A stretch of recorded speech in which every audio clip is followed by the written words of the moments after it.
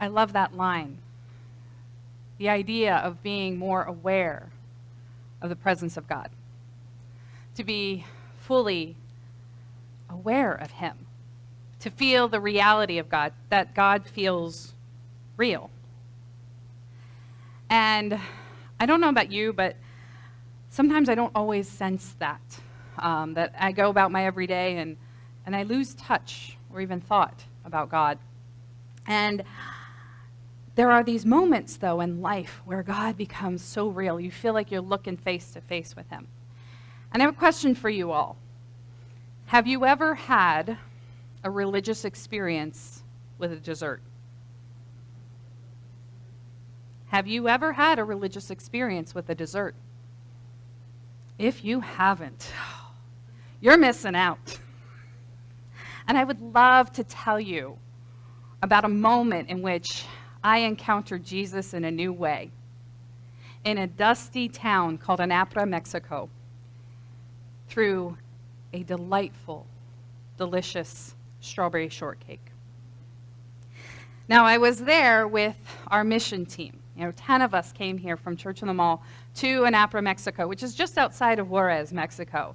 And we have a relationship with the school there, the Susanna Wesley School. And it is amazing, amazing to see what happens there at that school, because it is immersed in poverty, and yet the hope of Jesus is so powerful there because of the people who have devoted their lives to caring for that community through that school. Antonio and Dina Briones, pastors who have become educators. And so we have, as a church, partnered with them on a number of occasions, and this was one of those opportunities in which we were going down there to serve the school for a week. And so we would spend our day at the school, and then we would come home. We would come back to this house that had been dedicated to mission teams. It was a little house in which we all slept on bunk beds and just lived life together as we were serving the school. And so we would come home to these amazing, amazing meals prepared by the hands of local women. And it would be about midweek when I would have my encounter.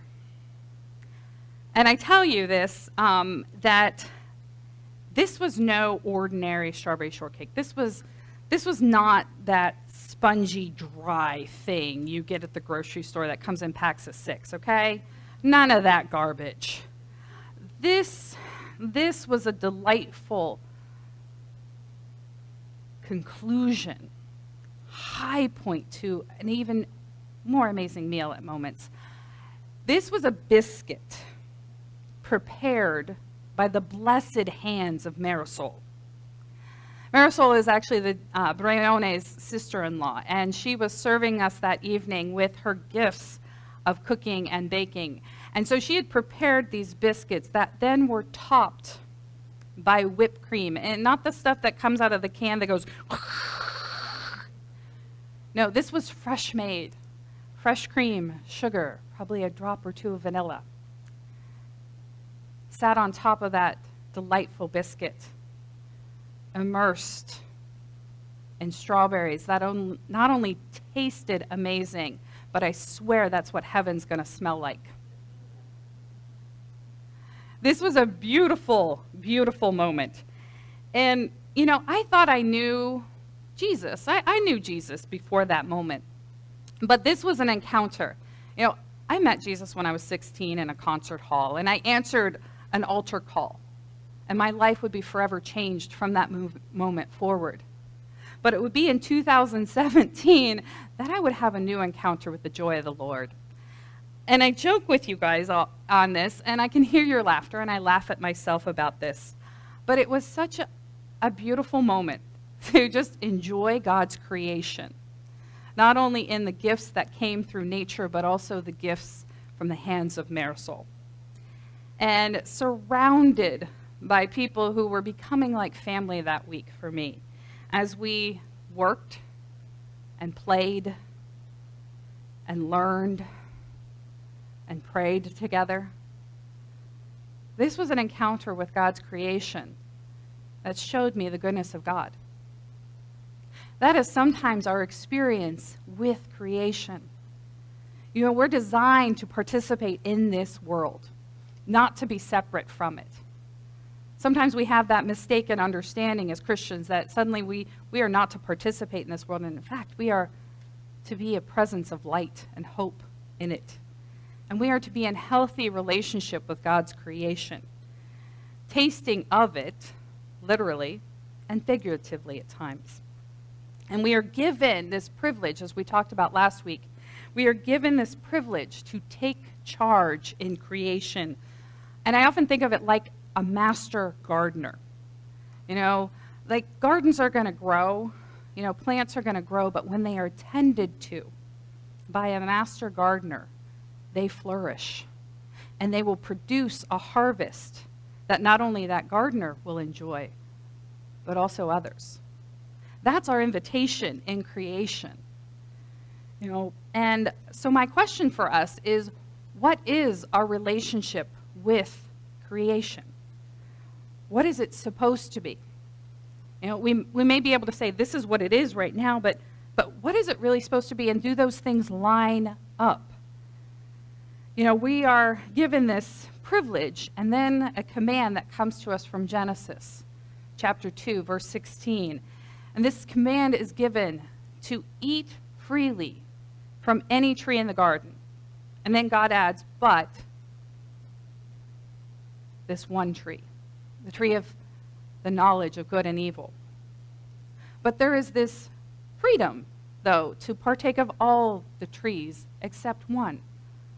That's an invitation to participate in the diversity and the abundance of this world that comes to us from God. And I believe that's not just simply what we physically eat, but how we encounter this world. You know, we are invited to eat freely, to sustain ourselves and each other. Or to think about it another way, consume, use, enjoy the world in order to create more goodness. So, what is it that we eat freely or consume freely? You know, I want to think more than just, you know, what we put in our bellies, but also what we take into our whole lives. And how is our relationship with that? What is our connection to it? What is it supposed to be like? How did God design it? And I want to run through some things that we do consume. And I want to use that word intentionally today because I think, you know, it gets at a lot of different things in this world. And it helps us better understand the whole of creation. So, what are some of the things that we consume? And what are some of the things that may consume us? And I want to run through a few of these, and I'm hoping that I get to offend you at least once, because I'm going to offend myself the whole time. But the thing is that all of the things that we have the opportunity to consume, most of them are pretty neutral. You know, they're not good or bad inherently. It's what we do with them. It's how we use them, or our attitude towards them, or our relationship to them. It's the effect that we allow them to have on us that can be negative or positive, especially when it comes to our interpersonal relationships, whether that is a relationship with ourselves, a relationship with God, our relationship with others. So I touched first on food. You know, that's a biggie to think about, oh, what do you consume? What do you eat? And the funny thing is that we have labeled some foods good and some foods bad. I'm a mom of toddlers. I get to see all the time all the things that I feed my children that are bad. We eat a lot of hot dogs and mac and cheese, and there are people who judge me for that. You feed your kids that garbage? Yes, because that's what they will eat. And I'm just trying to survive another day. But isn't that the thing? Like, some foods are categorized as good and some are bad. And then there's just the viewpoint that all food is bad and we should just use it to, you know, be strong and healthy and nourish ourselves and never enjoy a single bite. I think that somewhere in the middle, there's a better attitude. I think there's a better relationship we could have with food. Now, the thing is, though, it's telling us there's either an underemphasis or an overemphasis.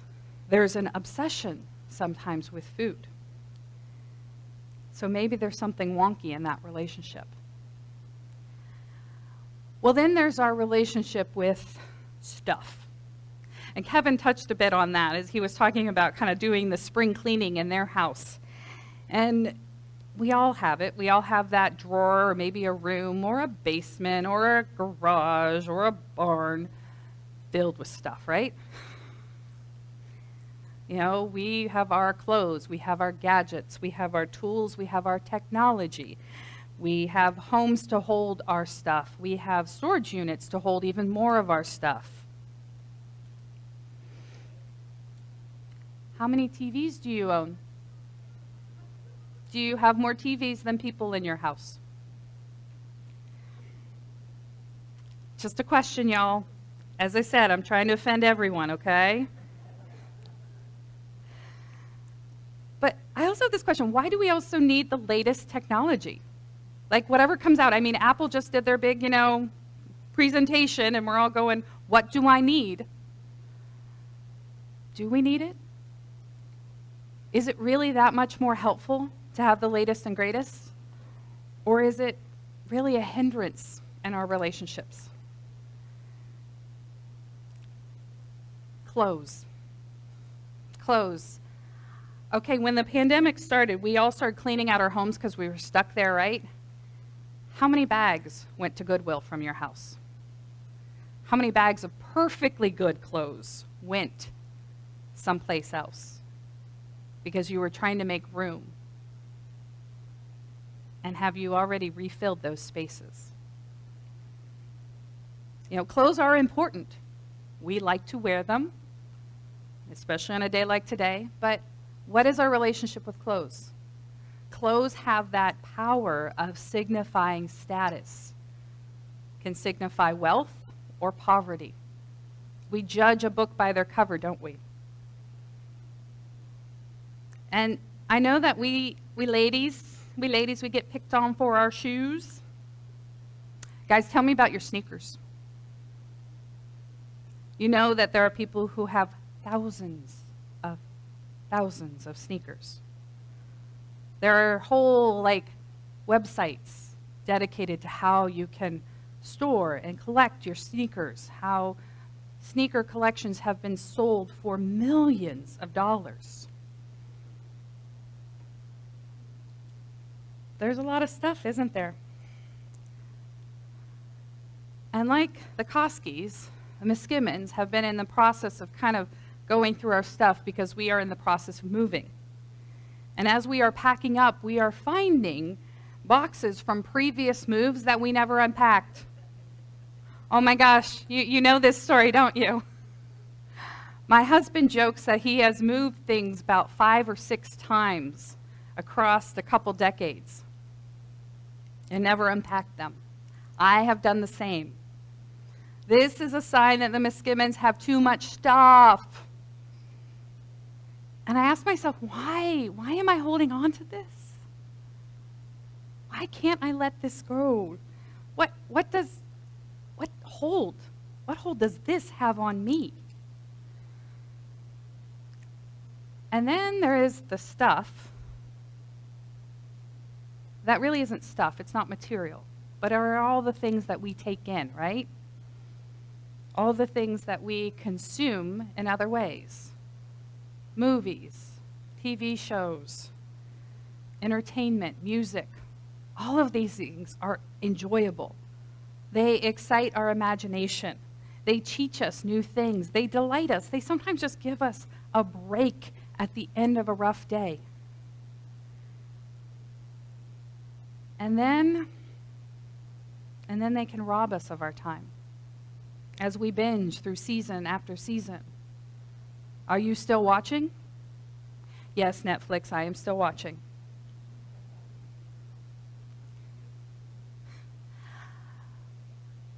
Have you guys reached the end of Netflix yet? Have you exhausted the catalog? How about you people who consume the news? Who are just plugged in to what's going on constantly? Are you somewhat of a news junkie? I think many of us were about 2 years ago at this point when we were whining and dwining at 2 p.m. every day, trying to figure out what was going to happen next. And it's good to have information, y'all. We were trying to figure this out.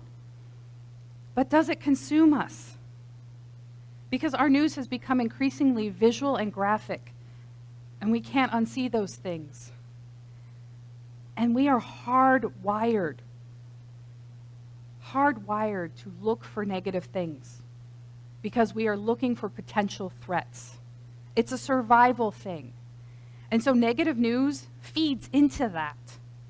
So no wonder we keep clicking, because it keeps feeding that too, because that's how the algorithms are built. And we are getting a lot of our news from social media, which, again, those algorithms are built to give us more of what we click on. It's a business. And we are built to look for the things that we perceive may hurt us, those things that scare or unsettle us on a regular basis. And the fact that we get it so much from our social media, it's, so interesting to see some of those statistics in our world. That those negative news that can not only, activate that survival technique, I need more information, I need to look for more threats, that it actually generates more anxiety, more depression. It can intensify our own personal worries and anxieties. And the thing is, I enjoy social media. I love that it keeps me connected with people across miles and generations and different points in my life, that I can reach out and connect with them and see what's going on in their lives. So there's this beauty to it. There's a positive and there's a negative. But the thing is, we spend about 145 minutes a day. 45 minutes a day, y'all. That's like 2 hours and 25 minutes. That's a long movie. Do you watch a 2.5-hour movie every day? Maybe. I mean, that's a long movie, y'all. If I'm sitting down in the evening, I'm going, it's 2 hours and 25 minutes. I may not watch that. Or to put it in a different way, 2 hours and 25 minutes, that's a decent night's sleep for a new mom. It's a lot of time. And that's daily. So what do we consume? What do we take in? What do we take in into our lives and our homes, our minds, our souls on a regular basis? How does it affect our relationship with God and others? What does our relationship with stuff, material and otherwise, say about our relationship with God and with others? As people invited to enjoy the variety, the fruitfulness of this world, are we tending and consuming with the intention to bring more goodness, like God, or are we being consumed? See, when we allow creation to take charge, rather than take charge of creation, when we allow it to rule, to master us, we find ourselves pursuing the created, not the creator. And we get our priorities out of order. And Jesus speaks to this disordered view of the world. He spends actually quite a bit of time on it in the Sermon on the Mount. This teaching that he does for about 3 chapters in Matthew alone, in which he talks about what is to be our relationship with God, with the world, through the idea of the kingdom of God. And Jesus, in this sermon, in this moment in his ministry, has gathered his disciples. And I want you to keep that in mind. He has gathered his disciples. He's actually taken his disciples up on a mountainside, away from all the crowds. And he's taken them up there to teach them about the kingdom of God. The kingdom of God, which is God's hope fulfilled in Jesus. and then lived out by people who love God and love others. And so Jesus is teaching on this with his closest followers. And he's calling them to reorient themselves in God's kingdom, to reorient themselves, to reorder their lives. And again, remember, Jesus is speaking to people who say they believe in God, who say they trust in God, but whose actions tell a different story. You know, so often they are seeking to do things for themselves rather than trust in God. Really saying with their actions that they trust themselves more than they trust God. People who are really not too sure of God's plan, so I'm going to do it myself rather than trust in what he has or what his plan is for us. And I think some of us do the same. We say we trust God, but do we really live that way? And the Sermon on the Mount is a teaching that can make us uncomfortable. It's kind of designed that way. It's designed to unsettle us, to show us that sometimes our relationships in this world and with this world are out of order. And it can make us feel really uncomfortable about our lifestyle. So, if our relationship with God and things is disordered and disrupted, those things have the capacity to really disrupt our faith, our relationship with God and others. And the passage that Kevin read for us is pretty clear, in some ways. Where do you put your treasure? Where are the things that you value? Because that's going to tell me where your heart is. I don't know that my treasure is necessarily in all that stuff that I keep moving from house to house, but there is some hold it has on me. And I think it goes to verse 24 in that passage that Kevin read for us today, that comes to us from Matthew 6:24. Let me read it for us again. No one can serve two masters. Either you will hate the one and love the other, or you will be loyal to the one and have contempt for the other. You cannot serve God and wealth. You cannot serve two masters. There's a choice to be made here, my friends, between God and wealth. Doesn't mean that to love God we have to be poor. But where is our heart oriented? And the original word here for wealth is this word mammon. And it's interesting because it has this richer understanding of not only wealth, but money, property, can even mean food or riches. What is the thing that our lives are really oriented around? Is it God? Or is it something else? Or more accurately, what consumes you? What lives in your head most? Where do your worries go to? Where is your anxiety finding its root in? What masters you? What rules you? What owns you, my friends? Is it God? Or is it everything else? And Jesus asks us to choose here. We cannot play the field. We cannot have both. We can't date God and wealth. One has to be the priority. One has to come first. That's the thing. It has to be in the right order. See, we want all the options, right? We want to come to church on Sunday and feel really good about Sunday and feel good about God. We want to walk out of here with, a little positivity. And then we want to go about our lives for the rest of the week. Thing is, Jesus isn't just about Sundays. Jesus is about our whole lives, about every day with us. We have to choose which God we will serve. Or as the great theologian Bob Dylan said, you're going to have to serve somebody. It may be the devil or it may be the Lord. He gets it. Do we?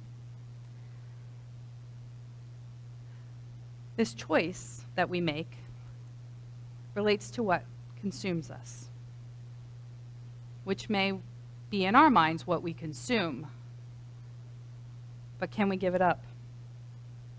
See, Jesus knows full well that we are concerned with what we have and what we don't have. Do we have enough?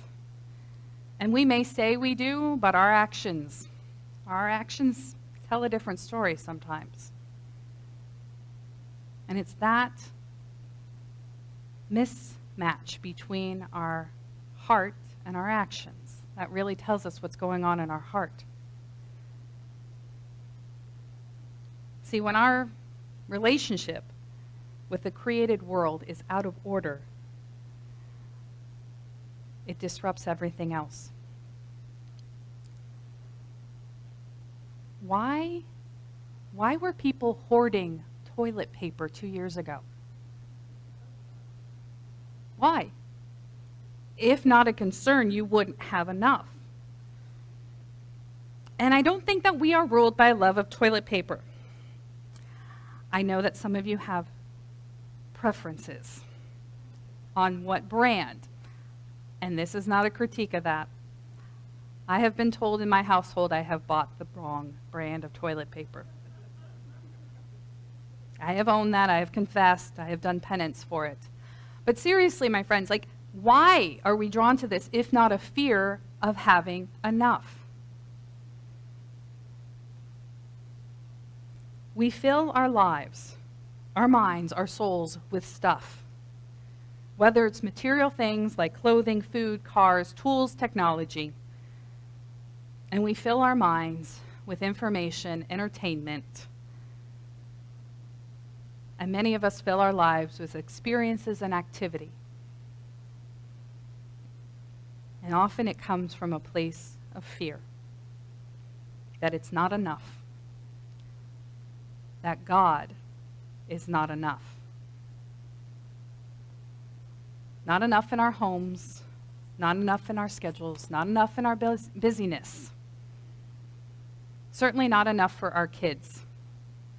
So we pile on the toys, the activities, the experiences, all in the hopes of finally having enough. All the trees but one was not enough for Adam and Eve.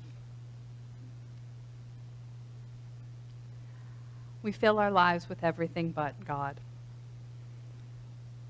And the thing is, we are doing that to meet the need for relationship that only God can. We look to meet that need for God with things we can grab for ourselves. Things we can consume, things we can hold on to, things we can control.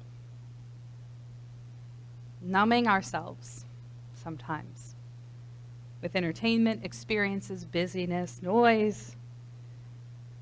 And that noise drowns out the voice of God calling for us.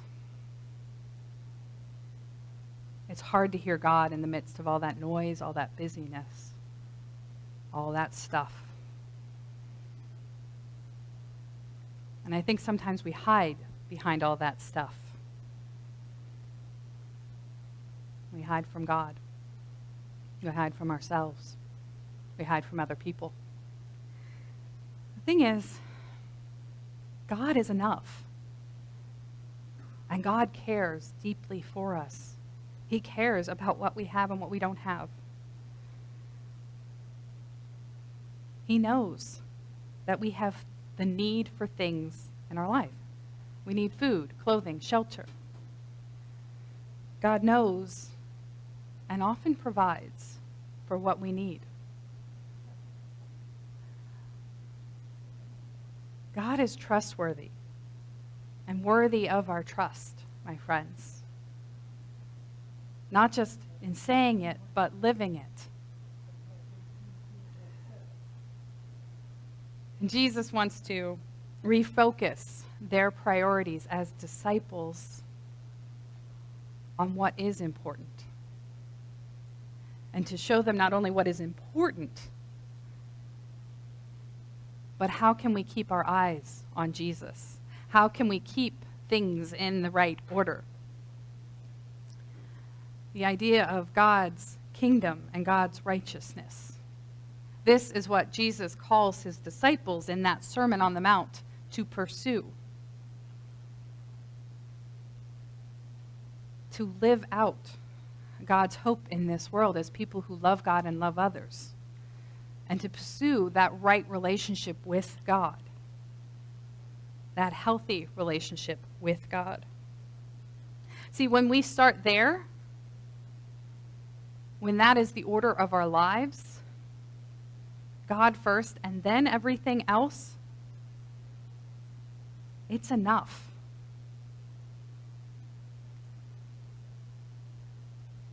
We're being called to prioritize that relationship with God. Focus on, want it, sometimes even plan out how our lives can be structured in a way that puts God first. It's almost like thinking about being an Olympic athlete. No, I'm not an Olympic athlete by any stretch of the imagination, but these are individuals who have oriented their lives around one goal. Doesn't mean they don't do other things, but they have committed themselves in the pursuit of a gold medal often. They have aimed their life in that direction, and everything else falls in line behind it. And sometimes our lives as disciples need to take a note from that of, how can I pursue God first? I know that everything else will fall in line behind that. How do we keep our eyes fixed on the story of Jesus and how we are living it? This is why we engage in those spiritual practices like prayer, reading our Bibles, actually engaging in spiritual conversations with other people. Some of us choose to fast. These are all things that help maintain that focus, that direction in our lives on God. Fixing those priorities on God's kingdom and his righteousness first. Now, my friends, this is not, I want to put this out there. This is not a strategy for the starving, okay? This is not a cold attitude of like, you just got to pray more. Remember, Jesus is speaking to his disciples, his insiders, people he knows have enough for their daily provisions. They may not have everything they want, but they have enough. They have what they need. This is who Jesus is speaking to. And so keep this in mind. This is not a strategy for those who are starving. This is a call for disciples to live their lives, to reprioritize their lives towards God. This is a warning, an invitation for us to reorient our lives around that kingdom, that righteousness. And in doing so, silence those disruptions that seek to disrail us. We all have a unique mission that is oriented around God's kingdom and his righteousness. I have one that looks like being a wife, a mother, and a pastor. Yours may be a little differently, may be a little different. But it's all in pursuit of God's kingdom and his righteousness. How will we live out those missions in God's kingdom? It doesn't mean that we will always have what we want. But God knows our reality. And most of us have more than what we need.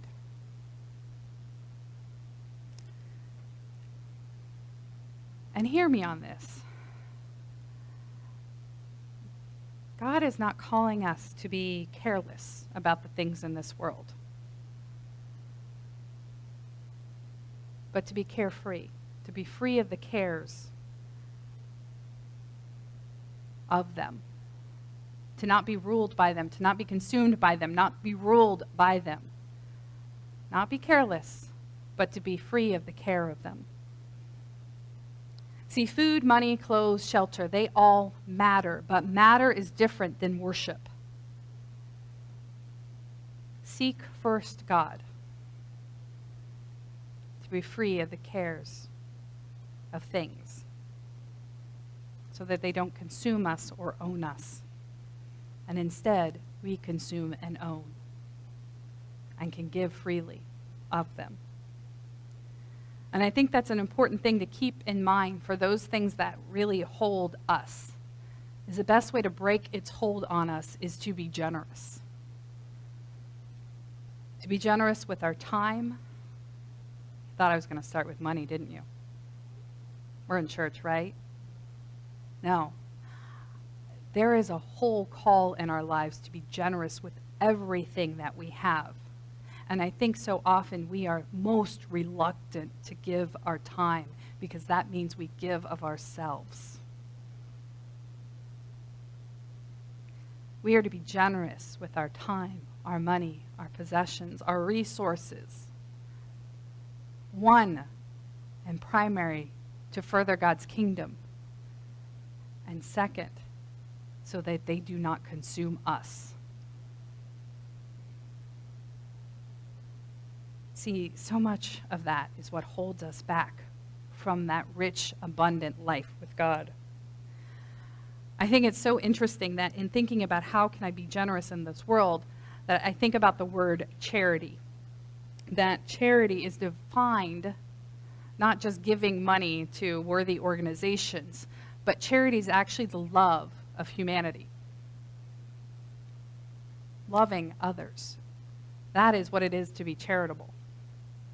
And it's viewed as one of the highest forms of love because it actually shows that and demonstrates that love that we have for God and for other people. Because in being charitable, being generous with ourselves and our resources, we are in the best position to love others and love God. And we love God best when we love others, and we love others best when we love God. That's the beautiful thing about that. So, what consumes you? What is disordered in your life? What consumes you more than God? What isn't enough? What isn't enough because you keep chasing after it, hoping it will fill you and satisfy you? And it never does. It never really brings you peace, does it? Because you always got to go get more. What consumes us? What disrupts us in our capacity to love God and love others? That's my question for us today. Because I think that's something we need to take action on. Because when we can name that, we know what we need to break the hold of. Maybe it's something that you need to maybe fast from. You know, we're in the season of Lent when people often fast from chocolate and sweets. That may rule you. But maybe it's consumption of the news. And you need to silence that for a few weeks. Maybe it is acquiring things. And you need to find a way to be generous with those things with others. To let some of them go. This is our call to action this week. What we can give up, or maybe even just limit, in order to be generous with God and others. Because in doing so, we will reorient ourselves to God and be better able to love others. I named for you earlier an opportunity you may have to give of your time. Saturday, April 9th, I'm going to remind you again, we have this opportunity to love our community, to give of our time, ourselves, our skills, our resources, to help serve our community on April 9th in partnership with other churches in our community. And so if this feels like something you want to step into, I want to hear about it. For those of you who are online, go to churchinthemall.com/welcome. Look for the love link. Click on that. You'll send me an email. For those of you here today, grab a Serve on Purpose card. Grab a Serve card. Fill it out. Put your number, your email. I'll follow up with you. We're going to get more details in the weeks. But how can you give of yourself, your time, in order to break the hold that some of these things that consume you have on you? We're going to be doing some interesting projects around the community, whether delivering cookies to first responders or cleaning up the square or working with Together We Grow, one of the community gardens in our area. There's opportunity for everyone to serve. That's just one way that we can do this, my friends. But I invite you to think about what are those things that have a hold on you and seek to break them so that we can first seek that relationship with God, learning and knowing that He is enough. And that when we do so, we find ourselves freely able to engage in creation, tending and enjoying and creating more goodness with God. Amen.